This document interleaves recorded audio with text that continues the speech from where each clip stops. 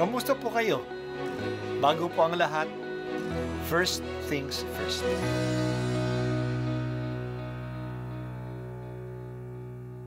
Good morning po.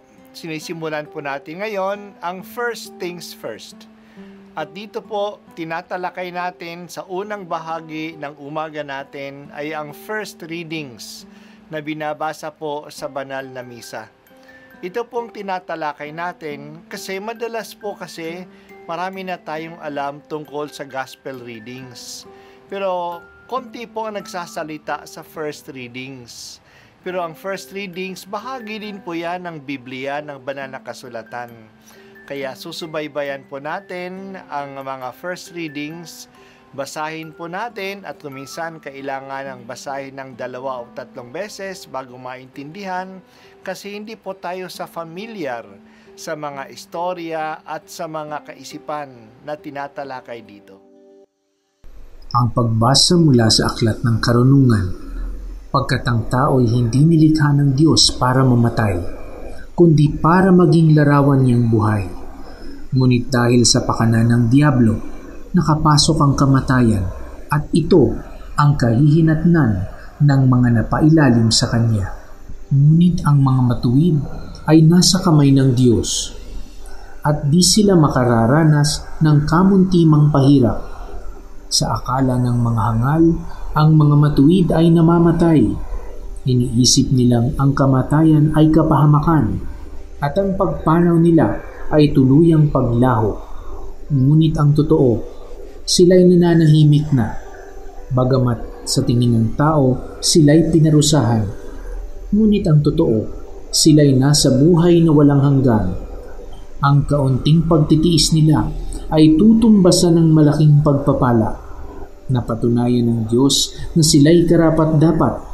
Sila'y Kanyang sinubok, tulad ng ginto sa tunawan, kaya't sila'y tinanggap niyang parang handog na sinusunog. Pagdating ng Panginoon para gantimpalaan ng mga banal, magniningning silang parang ningas ng nagliliyab na dayami. Sila ang mamamayani sa mga bansa sa daigdig, at ang Panginoon ang maghahari sa kanila, magpakailanman.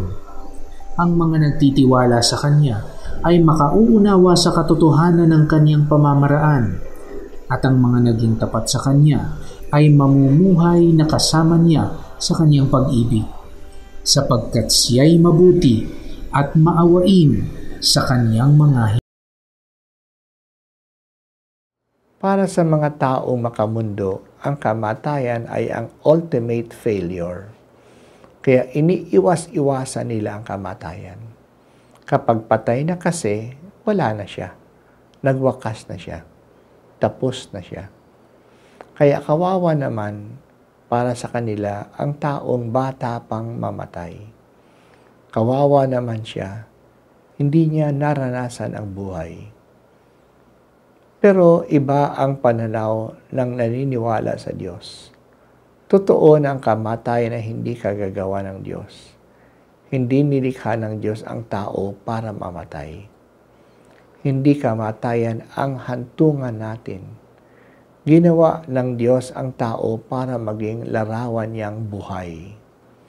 Pumasok ang kamatayan sa buhay ng tao dahil sa Diablo. Pero hindi ito magwawagi. Dumating nga si Jesus upang iligtas tayo sa kuko ng kamatayan. Hindi nawawala ang mga matuwid kasi sila ay namatay. Pumupunta sila sa kamay ng Diyos. Nananahimik na sila sa Diyos.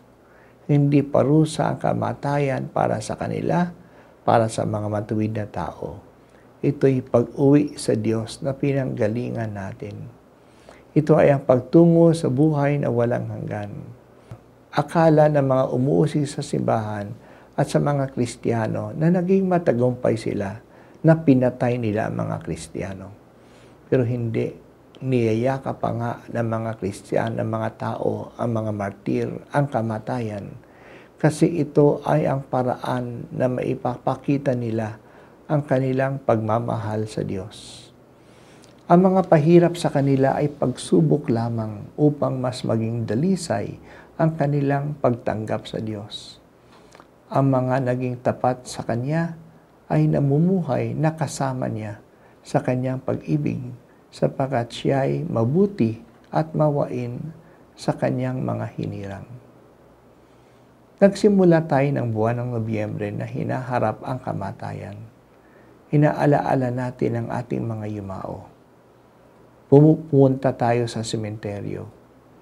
Bigla na lang na ang sementeryo, ang lugar ng mga patay ay napuno ng buhay. Nandun tayo at pinuno natin ang bulaklak at ng mga liwanag, mga kandila ang sementeryo. Nagpapakita ito ng ating paniniwala na hindi kamatayan ang may huling salita. May buhay pa sa kabila ng kamatayan at nakikipag-ugnay tayo sa mga namatay na. Ang kamatayan ay bahagi ng buhay.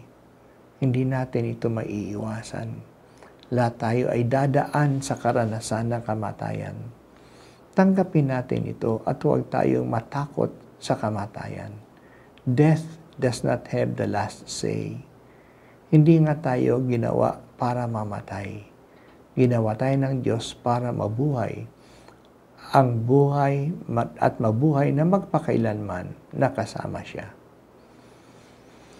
Salamat, Panginoon, sa buhay na walang hanggan na ipinagkaloob mo sa amin. Salamat, Jesus, na sa iyong kamatayan upang kami magkaroon ng buhay na walang hanggan.